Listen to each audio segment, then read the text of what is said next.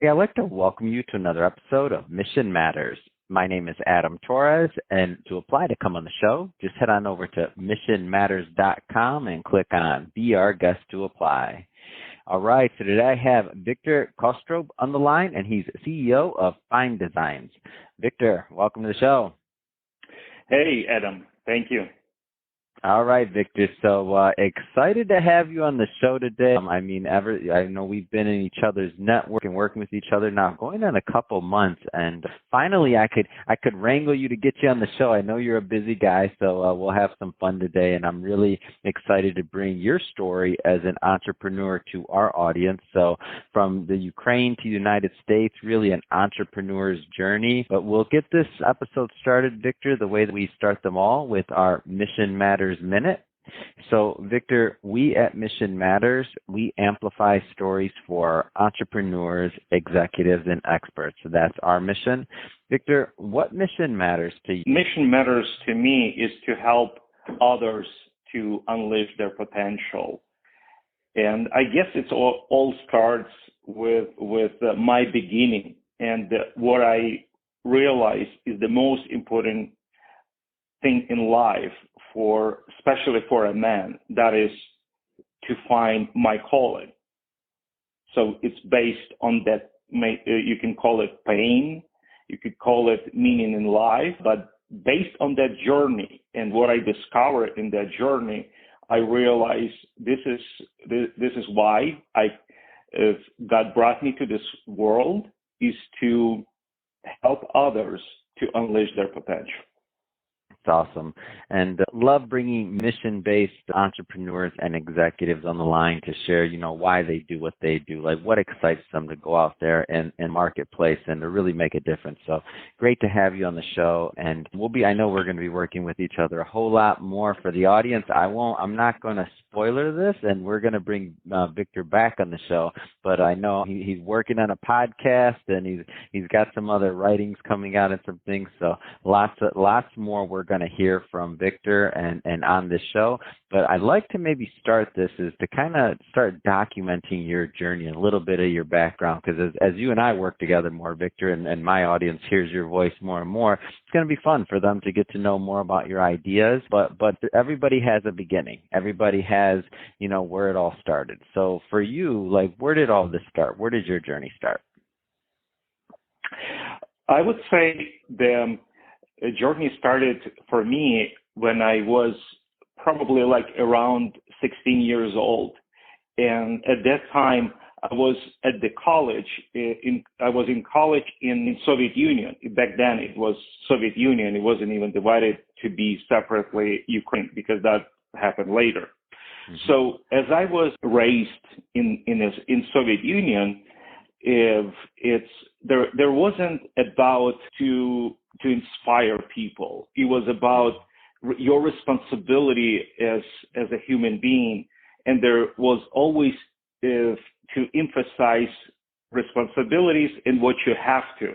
So I remember my first conversation with my father when he said, well, you have to get this degree, you have to go this direction. And I said, Father, I just don't feel like I want to go this way. And then he said to me with his, whole seriousness, Victor, you have to remember in life, you're not going to do what you want to, but you will do what you have to. And then as I move forward, I go to college now to pursue that degree that my father wants me to get. And then, so I get motivation. All of a sudden I feel like, oh yeah, I want to study, because for the first time I get the scholarship. And back then, to get like 40 rubles, that was a lot, because the salary of my parents was about 120 rubles. And this is 40 rubles. So kind of like you have your own money. Yeah. I could afford, even I paid my sister to clean up my room on a daily basis. Awesome. So taking out of $40, taking $5, that was enough to hire my sister to do that. So you feel like, wow, life has changed. But then it goes for a year and a half. And all of a sudden I realized this will be my future. Mm. And it get to me again, like I would have to each day, I will not be waking up with excitement, like, wow, Mm-hmm. I'm about to do something I really enjoy. I have passion for it. No, it will be always, you have to do it in order to provide the food and shelter for your home. And etc. If you want to buy something, you will just have to work harder, and all of this motivation that other people have. And but remember, I was good in college because of the scholarship. You have to always keep up with a good grades. And then, soon as I hit this stone where I lose motivation, I feel lack of any passion to go and study now. And all of a sudden, my grade goes down. And the teacher of the chemistry, she come and say, Victor, for this semester, you're going to get this grade, and therefore you're going to lose scholarship. Mm-hmm. So to me, that was kind of like the news that somebody died in your family. So when she realized this is how I received that news, she said, I will give you a chance to go and to examine and study the whole year program. And then at the end of the 2 weeks, you will have a lot of different tests. So I was so afraid to lose the scholarship that I put all of my mind and heart into this subject of chemistry. I studied it so well, and then after 2 weeks, she gave me those tests, and then she opened the mouth and she says, you know what? You have so much talent. You have so much potential. What are you doing with your life? She said, in this college, there's nobody knows better the subject of chemistry just like you, except maybe for me, she said. What are you doing with your life? And then again, I said to her, as I said to my father, I just don't see that I will be waking up with a passion. I want to find something where I would come to work with passion. And she said, there is nothing like this in life. You have to realize life doesn't work this way. Life doesn't work this way, she said. And you have to accept that. The sooner you accept that, it will be better for you. So I get now I got my scholarship, but then I dealt with my own beliefs. And as I go and each day I wrestle whether this is truth, what people are saying. And remember, the whole society is following that direction.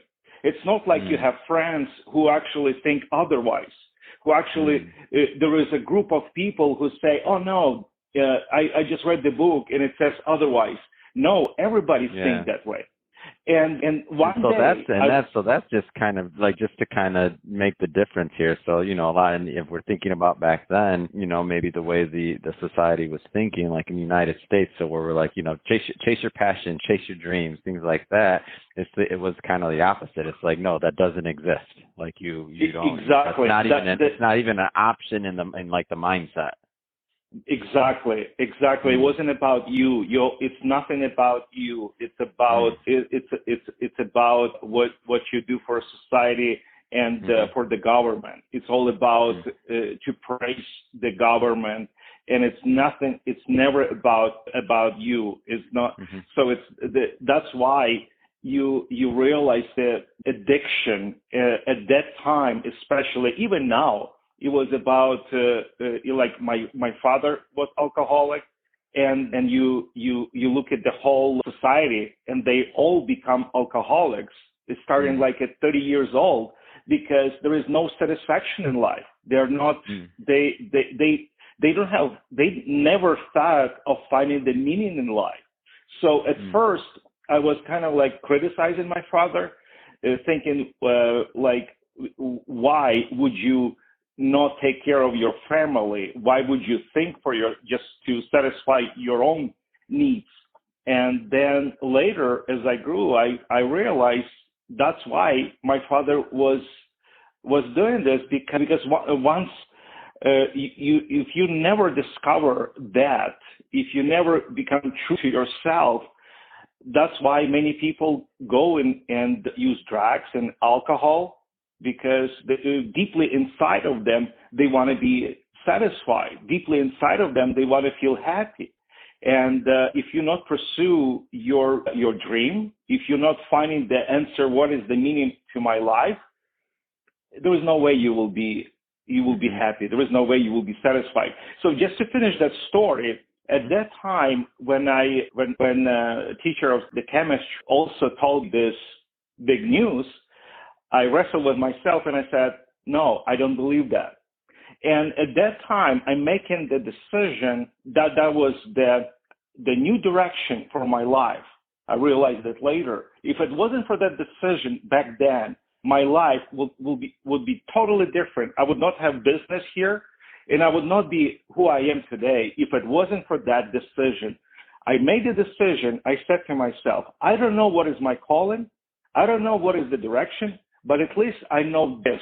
This is not the right direction. Even though everybody says this is the right direction and I have to follow, this is not. And I realized I have to have the guts not to follow everybody else, but to look for the answer. It was just the look for the answer, but it was a lot of faith in a creator. There must be something different. Because if he is the creator and he thought of everybody and we're all different, he must have thought of me, I thought to myself. And I decided to drop that college. And even though everybody says I made the craziest decision, and of course, that was like jumping off the ledge right there. That's just like exactly. Like a lot of entrepreneurs watch this and they're going to be able to relate. Like when I left my job, I was thinking about that the other day. I'm like, I left corporate America. I had a really good position, really good job. I've been in the business almost 14 years in finance. And I say I'm going to go off and start a media company. And everybody's looking at me like, okay, he just went crazy. So people must have been looking at you like you went crazy, for real. Yeah, because you're losing the security. This is in the United States where I did it was in the United States. So, I mean, at least they'd heard of other people doing this. But if we think about the day that you did this and the society that you did this in, they must have thought you were like literally crazy. Literally crazy. You're right. Wow. You're absolutely right. So that is go ahead. So that is the journey. So moving to the United States, first of all, that was my dream to come to the United States. I always dream, even though the media portrayed the United States like this terrible country, just like right now, Russian media portrayed the Ukraine and the rest of the world. But inside of me, I knew the country and the potential and the choices they given, I heard about. So that was my dream. And when I moved here, just all of a sudden I felt, wow, there is so much potential here. There is so many choices here. And first you have you follow your instincts to survive. And it's not like on the first day of moving here, I thought of, I will open the business, I'll do this. At first, you follow your instincts just to survive. And then as you survive and you have your refrigerator is full of all of the products, and now you buy the car, you have the apartment, what's next? The life will become boring. Then you have competition, you have envy because I have this, other people don't have this. No, it's not for me. So then I start thinking, truly, what is my calling? What I really want to do? And based on that, I believe if the person start asking those questions, and God Himself, He sees you are not satisfied like other people, because other people, they might say they want to reach their dream. They refuse to follow everybody else, but inside of them, they still prefer to have security. Above all, they still prefer to have security. But if you're willing to let go of that security and risk it all, just like what you did, and risk all, I believe God Himself is now interested in you, so that you can find that calling that you are supposed to be. And now you're like, all of a sudden you get into His blueprints, and he points out. So you think like it's all you, but then later you just realize, no, it's a lot bigger picture. So all of a sudden I get the vision. The vision was, and now about 30 years later, the business has been around for 28 years now.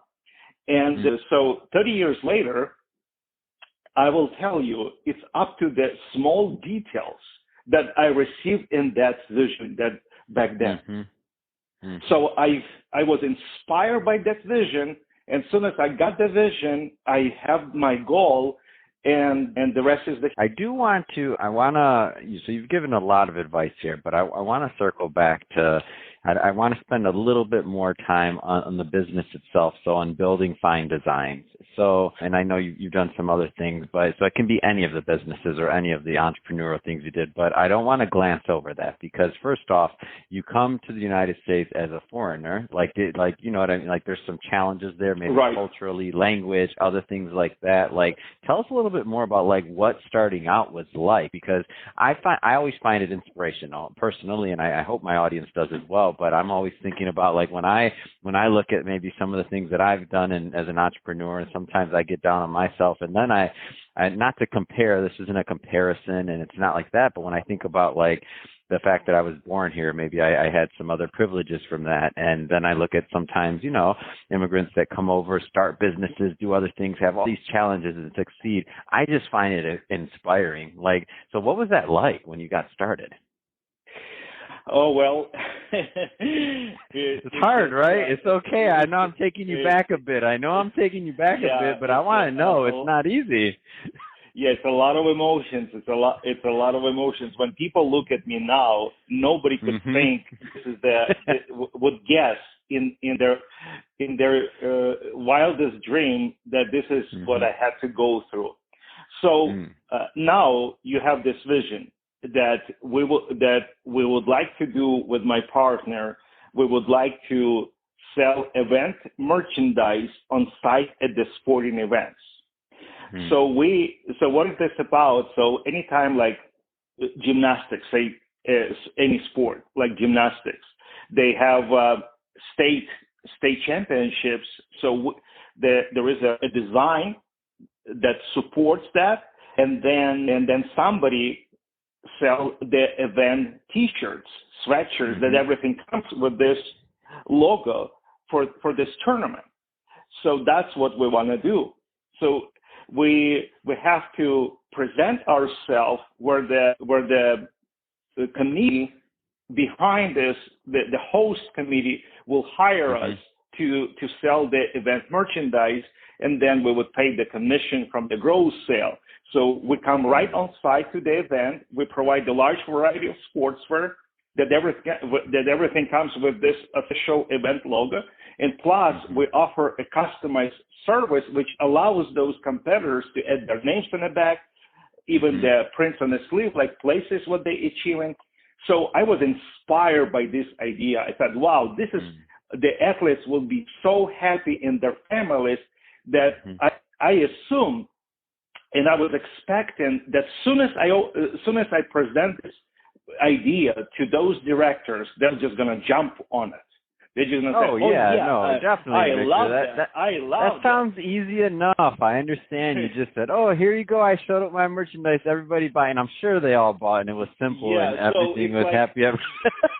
Because they don't have to pay for it. There is no obligation to them. All they have to is to give us the spot, and out of that we will pay them commission. So it took me 6 months before I got first signed an agreement for one very small event. So consider this today. How much rejection in between? I want to stick there for a moment. Rejection. That's 6 it was months just like of pain. That's 6 months of pain. It's besides the pain, you start doubting yourself. Whether this vision that you believe that truly yours. Was I meant to do this? Am I crazy for this? Was everybody right? You had to be like, am I crazy for leaving that other career and all the other things? And like, was everybody right? The voice comes in, right? exactly. And in order to go on my own, I realized I have to have some savings. So I have some savings, but now 6 months you have to burn. Even though you work, I work 17 hours per, creating this business, making this startup, but I have no other ways to make money. So all you live off is the savings, and then you still have to invest in this new business adventure. So 4 months goes by. Obviously my savings wasn't that big. 4 months goes by, the savings is gone. So what do you do then? Then you have a thought, maybe I just do part-time this job, and then I'll do this on the time that is left. But then I answer to myself, no, if I truly believe, I have to go full-hearted. And so I go and I get a small loan from my friend, so it gives me a chance to go for another 2 months, and then again rejection. As a young person, my English wasn't that perfect, obviously, and I don't know this culture as well as other people. So when they tell me, "Oh yeah, this is great, we'll call you back," I thought, yeah, they will call me back, or yeah, this is great, but I didn't realize that this is the way people tell you no. That this is the way people tell you no, we're not interested. But this is a nice way to say no. But the way I interpret it, oh yeah, we're interested. So I've been waiting. And then when I call and I would ask them, is this a good time right now? 99% of the time they would say, no, this is not a good time. So 6 months later, pain. I feel you right now. Go ahead, keep talking to me. 6 months later, I got to the one place.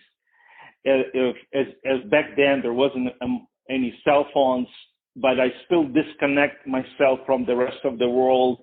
I can disconnect from the land phone, and I thought. And then I brainstorming why I get the rejection, why people are not taking me seriously, why, as you propose in your mind, this is such a great deal for them, and nobody sees that way. Because and then I received the revelation that later helped me in my life. The revelation comes to my mind: put yourself in their shoes. And as I put myself in their shoes, and now I'm hearing myself as a salesperson, I confirm if I was them, I would also reject that. And the reason for that, even though I proposed for them, but all in my mind, I was actually selfish. I wasn't thinking for them. I was thinking for me. Like, are you crazy? Why would you not help me? Don't you see I'm trying to survive? It's like all of them. The voice was about me. I never thought how to think from their position. And now as I look at from their position, I realize, yeah, there is a lack of trust. How could they trust me when I called to New York, somebody who's hosting an event in New York, and I'm sitting in Seattle, and I have absolutely no data, no track record of who we are. People simply asking themselves, what about if this guy doesn't show up? Whether they promise this, but they would never fulfill their agreement, their commitment. So as I thought about them, and now my next presentation was completely different. It was from their point. So I was saying the right thing, and I would, instead of waiting for their questions, would they never ask, I would actually make initiative, and I say, of course, if I would be you, I would say to this guy, there is no way we could have you because you have no track record. But then I say, you know what? I want to give you my personal commitment, even if there will be a storm, even if this is the last money I have, and because my employee rejects to go to the event because of the headache, and I will I will pay the last money I have, and I will buy the most important, most expensive ticket, but I guarantee I will be there. So probably in their in their spirit, I'm sure they felt like this guy is for real. And then one day I'm making a follow up, and the lady said, we actually decided to go with you. As the 6 months on the road, you get used to receive rejection after rejection. So when I heard this, I was kind of like, what is she saying? I couldn't believe that. Did she actually say yes? It doesn't recognize in my mind. It doesn't register that. And then she said, hear this. And then she said, I want you to know why we decided to go with you. And I was just eager to find out why. And then she said, because you were very, very persistent. Back then, I'm sorry to say this, but I didn't even know the meaning of the word persistent. So what I thought was that's how good my English was. So I thought to myself, that's probably the same as she's saying you're very, very smart. That's what I thought. So soon as I hang up, I go to the dictionary. I open the dictionary and I get the meaning of the persistence, that you didn't stop. You kept calling, even though we were not considering you, but you still trying to convince me. That's the meaning. Wow, if that is the meaning, I can do this. If this is why I get this contract, I can do this. I could be very persistent. You never know. So instead of like asking people, is this a good time? I would never ask if this is a good time. If they tell me this is not a good time, I will just say, sir, it's going to take only a few minutes. And from that point, contracts start coming, and we start building the reputation. And based on that reputation spoke, because there is nobody else would do that service like we would do. To me, serving people is like the best chance I get. I'm honored to serve people. I'm honored to do the service. So when I go to the event and I have a chance to meet those athletes, future stars. Today they are nobody, but they're the future stars. I'm looking at and I see such a big job those directors do, because if it wasn't for them, all of those kids, they will be on the street. But they motivate them. They try to discipline. They try to give them the right tools. They try to inspire them, to give them the right values in life. So as I see that more and more, and I'm thinking, wow, I'm working in a harmony with this best people in the world, building the new generation in America. Wow, that is the meaning in my life, I said to myself. Even though I might go and I lose money on this event, but I start even from that point, I start inspiring my employees, my people, my team, saying, this is why you want to do this. We're not, besides the pay, but we are building something much bigger. We're building something much bigger. We invest in ourselves in the future. We're investing in ourselves. We're making the major impact. So as you open your eyes to that, it just another motivation, another energy, another source of energy, and I believe that's why we grew. We grew organically. Tell me about the growth, because so you told us about the first event. Now, how many whatever metric, how many events over the years, or what kind of? Because I know you do a lot of events. I've been through your material, your website, but I'm happy that you shared the first one. So where are you at now? How many events over the years, roughly? Just to give you the idea, we do about 150 events per weekend. 150 events per weekend, where before it took me 6 months to get one event. Today we do 150 events per weekend. Of course, it would not be possible to do it myself. Wow. You have to have a huge team for that, and then you have to have a really good infrastructure system. So my vision back then was I want to build a business with local offices in every major city, in every state. So as you start doing the events, for example, in Dallas, Texas, little by little. So at first you start with one event, and there is not enough budget to open the office there. But then as you build, like, say, now you have 2 events per weekend, now I can invest in the local, in building in the local leadership team. And that's how it started. It goes like that. You build one leadership team, you build another leadership team. And the reason I said the mission matters is to unleash people's potential.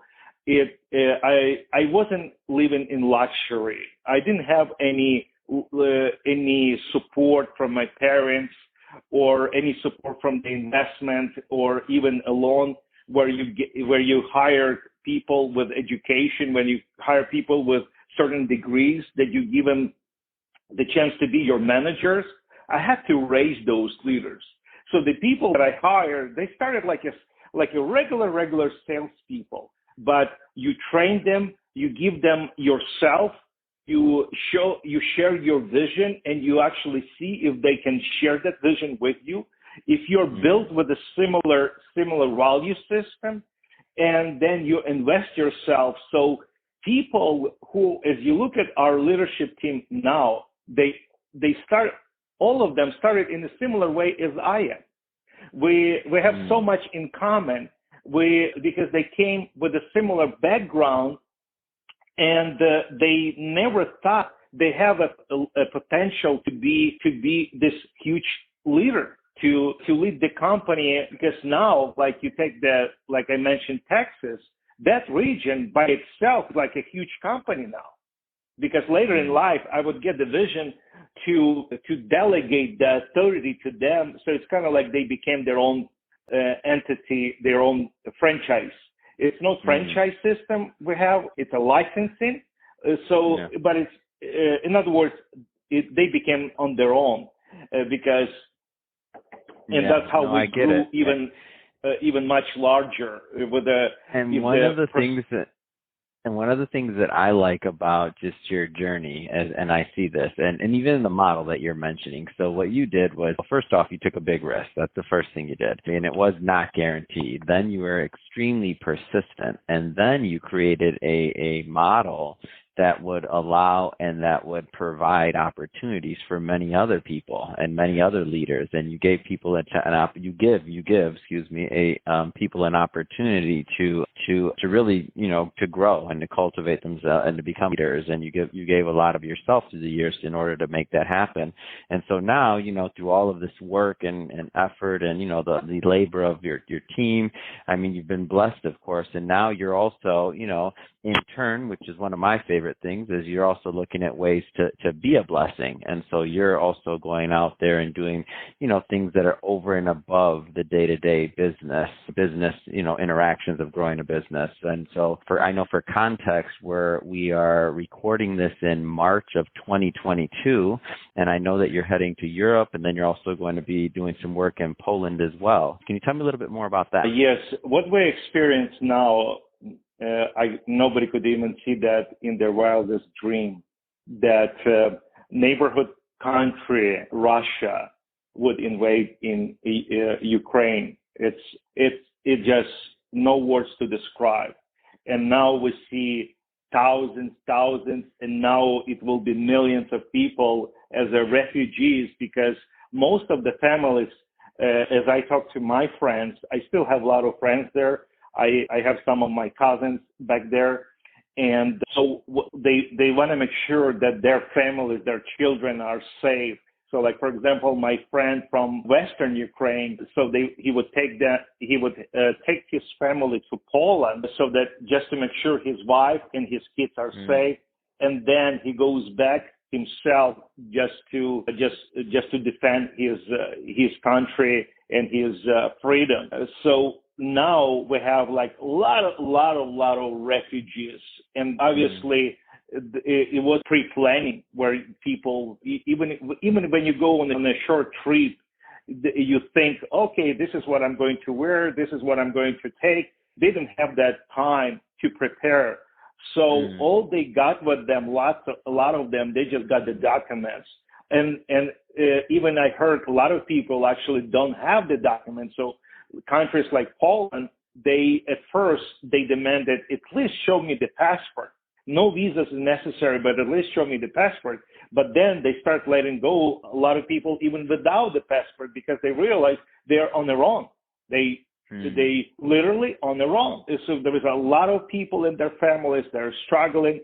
They need help with food and shelter. Obviously, there is many organizations step in. A lot of churches step in, local churches, a local organization, and international organization. So me and my wife and my partner and his wife, we decided to go and help the best way we can. It might be a little, but I have a strong desire in myself to help people any way I can. So that is the trip. What is this about? And so we're definitely going to get this episode out because it's a timely thing. Of course, people are in need. How do people get involved? Like, how do they help out? So, like, for example, we are partnering with an organization which I know that the leader of that organization, that they are been helping kids in Ukraine for years. The name of the organization, Agape, AGAPE, which Agape, that stays for unconditional love.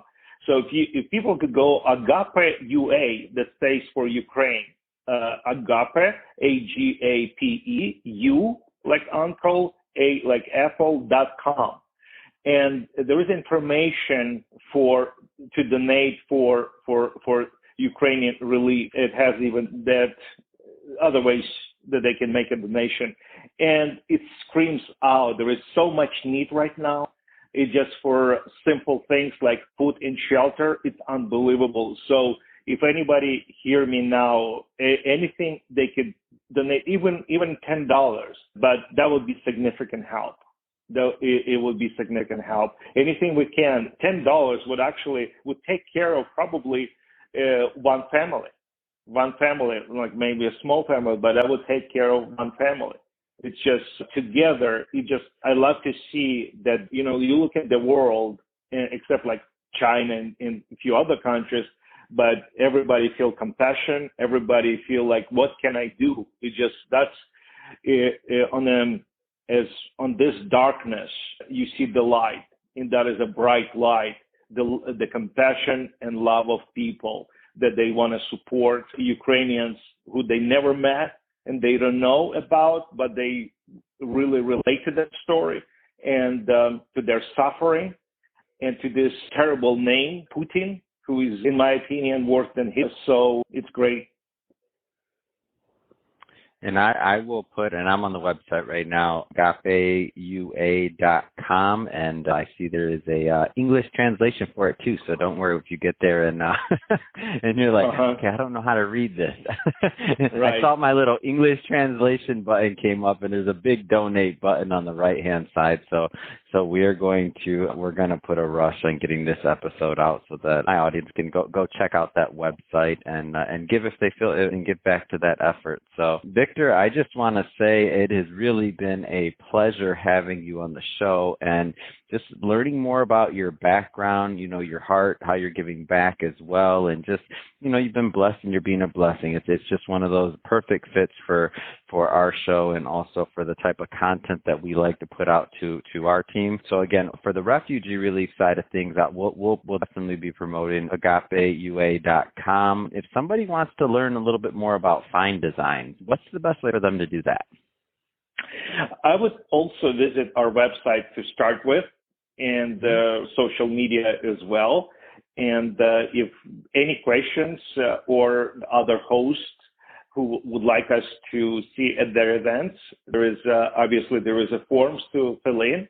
And like I said, we're in every major country besides the fact that we're in the United States. We're also in Canada. We're also throughout the Europe. We're also in Australia and New Zealand. And it has local contact on the website as well as the headquarters which has the contact for myself as well. And I will be very happy even to talk to anybody, myself as well, and to give them more information. Awesome. Fantastic. Well, again, we'll put all those links in the show notes so that people can just go check out your website as well. And to the audience, as always, if this is your first time with Mission Matters or visiting our platform, just to let you know, we're a community that's all about bringing on entrepreneurs and executives and experts and having them share their mission, their journey. Why do they do what they do? Like, what gets them excited and fired up in the morning to go out there into the world and make a difference? If that's the type of content that you're into, or if that sounds interesting and inspiring, then we definitely welcome you to hit that subscribe button, because we have many more mission-based individuals coming on the line, and we don't want you to miss a thing. And Victor, really, it has been an absolute pleasure having you on the show. I wish you a safe trip, and thank you again for coming on. Thank you, Adam.